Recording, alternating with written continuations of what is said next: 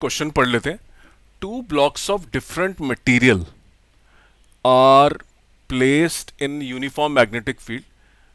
The magnetic field lines passing through the two blocks are represented as follows. Okay? तो diagram की मदद से दिखा रहा है कि मटेरियल दो दो टाइप के मटेरियल हैं और उनके ऊपर एक मैग्नेटिक फील्ड लगा रखा है। तो वो मैग्नेटिक फील्ड जो है एक केस के अंदर रिपेल हो रहा है और एक केस के अंदर अट्रैक्ट हो रहा है। ये तो मैंने इमीडिएटली देख लिया, लेकिन identify the suitable values of relative permeability and magnetic susceptibility for the material 1 and 2। आप जो आपको फिगर दी है जहां पे मैग्नेटिक फील्ड एक जगह रिपेल हो रहा है और एक अट्रैक्ट हो रहा है, उसकी मदद से लेकिन आपको जो क्वांटिटीज जिनके बारे में डिसीजन लेना है वो है ससेप्टेबिलिटी और रिलेटिव परमेबिलिटी। ये आपको क्लियर होना चाहिए। आसान क्वेश्चन नहीं है और कई आपको मैं बड़ी इंपॉर्टेंट बातें बताऊंगा इसके बारे में। पहले, व्हाट इज मैग्नेटिक परमेबिलिटी?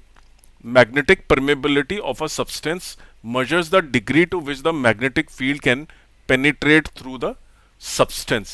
एक मटेरियल के थ्रू कितनी आसानी से मैग्नेटिक फील्ड घुस सकता है वो बताती है मैग्नेटिक परमेबिलिटी। लेकिन यहाँ पे देखिए रिलेटिव मैग्नेटिक परमेबिलिटी है, तो दैट इज डिफरेंट। ये तो मैग्नेटिक परमेबिलिटी रिलेटिव की बात हो रही है, right? So we will have to compare the permeability with the permeability of the space, right? एक आपको ये पता होना चाहिए। सेकंड, अगर देखें क्वेश्चन के अंदर एक क्वांटिटी और है विच इज ससेप्टेबिलिटी।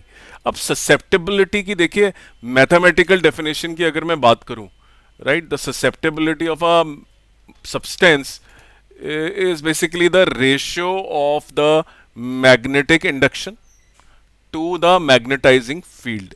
तो मैग्नेटिक इंडक्शन क्या था अगर आपको याद हो तो, राइट? मैग्नेटिक इंडक्शन क्या है?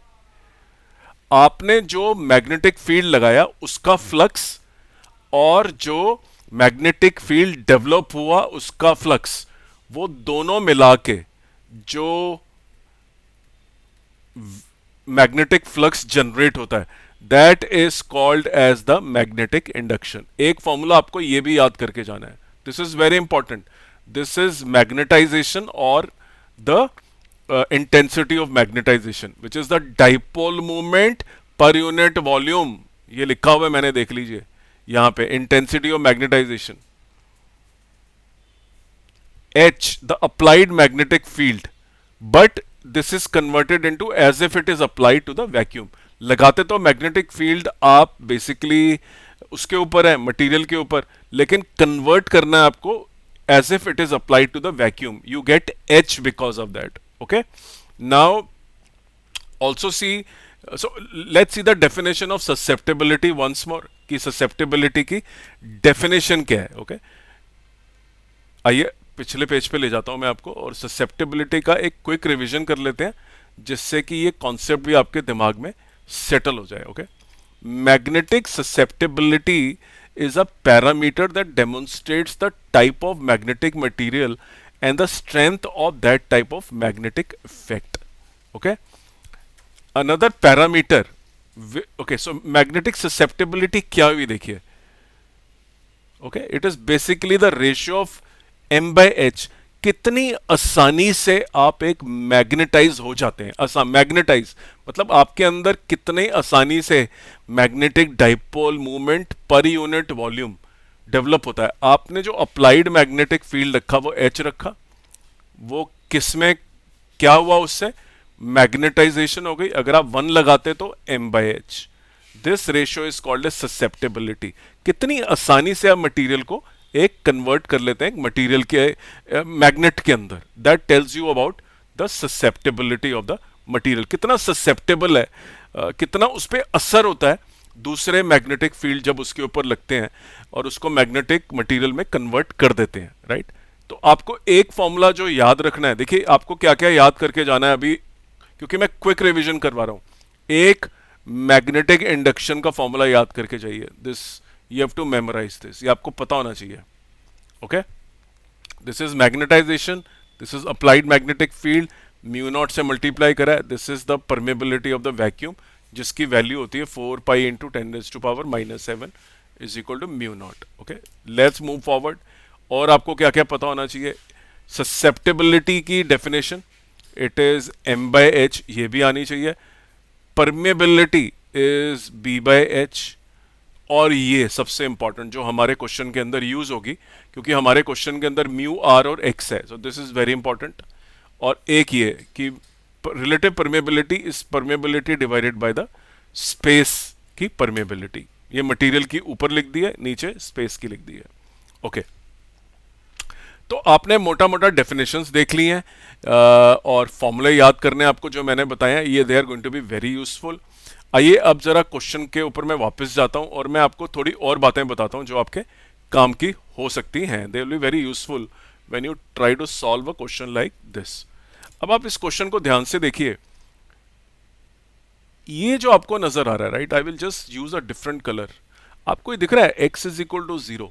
This mean susceptibility 0. ये ससेप्टेबिलिटी 0 का क्या मतलब होता है? Basically he is referring to space. आप देखिए जो आपका फॉर्मूला है mu are is equal to x plus one, the relative susceptibility of space is 1. तो दोनों तरफ से 1 कट गया, ससेप्टेबिलिटी 0. सो ये तो दोनों गलत हैं, ये तो स्पेस है ही नहीं, ये तो दो मटेरियल हैं. So these two are wrong. एक के अंदर मटेरियल के अंदर the magnetic field is entering very smoothly, बहुत आराम से घुस रहा है. तो ये तो 100% मटेरियल जो होगा, या तो आपका it is going to be diamagnetic material और अ फेरो. मुझे फेरो ज्यादा लग रहा है क्योंकि सारी फील्ड लाइंस जो है बहुत ही आराम से जाती हैं. डाया के केस के अंदर फिर भी एक आध फील्ड लाइन जो अलग होती है, लेकिन जो फेरो है उसके अंदर दे सारी की सारी फील्ड लाइंस अंदर घुस जाती हैं इजीली. और ये तो साफ साफ आपको नजर आ रहा है, this is a paramagnetic material, because यहाँ पे रिपल्शन है, इट इज रिपेलिंग, आने नहीं दे रहा अपने अंदर. अभी हमने पढ़ा था कि what is a definition of permeability, कितनी आसानी से मैग्नेटिक फील्ड को आप पास होने देते हो. तो ये तो पक्का हो गया कि दिस रिपेल्स, तो इसकी परमेबिलिटी बहुत वीक है. And therefore if you notice this is a good answer, right, कि permeability less than 1. Very nice. So material 1, permeability, अगर आपको मालूम है mu are is equal to x plus one and mu are is less than 1 for paramagnetic mu are is less than 1, तो मैं 0.2 ले लेता हूँ, is equal to x plus one. So x is equal two point minus, तो my permeability is negative, susceptibility is negative, sorry. तो ये this material is correct. इसकी permeability less than 1 है क्योंकि ये रिपेल कर रहा है, इसकी ससेप्टेबिलिटी नेगेटिव है इस फॉर्मूले से. आगे बढ़ते हैं. The permeability is positive here because ये बड़े आराम से अपने अंदर आने दे रहा है. And mu are is equal to x plus one, so x is equal to mu r minus one. This is not actually x, इसको कुछ और बोलते हैं. So permeability is greater than 1, मान लो 1.8 है, 1.8 minus 1 is equal to 0.8, positive positive. So D is the correct answer. सबसे important बात ये, अगर आपको पता हो कि स्पेस की ससेप्टेबिलिटी 0 है, तो ये दोनों तो आंसर ही गलत हो गए. I can give a justification. B and C are not possible because susceptibility of this refers to the susceptibility of space, जबकि हमारे पास दो मटेरियल हैं जो अट्रैक्ट और रिपेल कर रहे हैं, राइट. स्पेस के केस में तो लागू ही नहीं होता ऐसा कुछ भी, राइट. एक इंपॉर्टेंट बात मैं आपको बताना और चाहूंगा, ग्राफिकल वे में ये क्वेश्चन आपको जेई में या नीट के अंदर भी आ सकता है या बोर्ड के अंदर भी आ सकता है. आजकल लेवल ऑलमोस्ट बराबर होता जा रहा है. अब आप ये क्वेश्चन देखिए, look at this graph, m by h graph, right.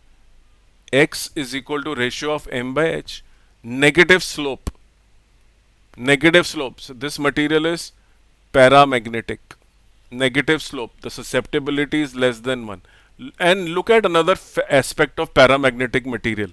This material has no dependence of susceptibility on temperature. ये भी आपको पता होना चाहिए that paramagnetic materials are independent of temperature. कोई फर्क नहीं पड़ता उनकी susceptibility को. Okay? Susceptibility is independent of temperature. आइए आगे बढ़ते हैं और सेकेंड ग्राफ को देखते हैं. If I look into my second graph which is this, okay, you will notice that, look at this graph, m by h positive slope आ रही है, राइट. तो ससेप्टेबिलिटी इज ग्रेटर देन, तो paramagnetic material, okay. And can you see that susceptibility is inversely, temperature अगर बढ़ेगा paramagnetic material का तो susceptibility will go down. आप उसको मैग्नेटाइज नहीं कर पाएंगे इजीली, असर नहीं होगा, ससेप्टेबल नहीं रहेगा फिर वो हायर टेम्परेचर्स के ऊपर। तो ये ग्राफिकल क्वेश्चन भी मैग्नेटिज्म के काफी इंपॉर्टेंट हो सकते हैं, कई बार आ सकते हैं। क्वेश्चन को मतलब इस तरह से पूछने की जगह they can ask you slope, right, they can ask you about slope. उसी क्वेश्चन को मैंने ग्राफिकल के अंदर कन्वर्ट कर दिया। तो उम्मीद करता हूं आपको क्वेश्चन ये पसंद आया और कैसे सॉल्व करना है। It was a quick, very quick way of explaining you. Again just to remind you the formulas that you need to memorise. पहला formula B is equal to mu naught H plus M।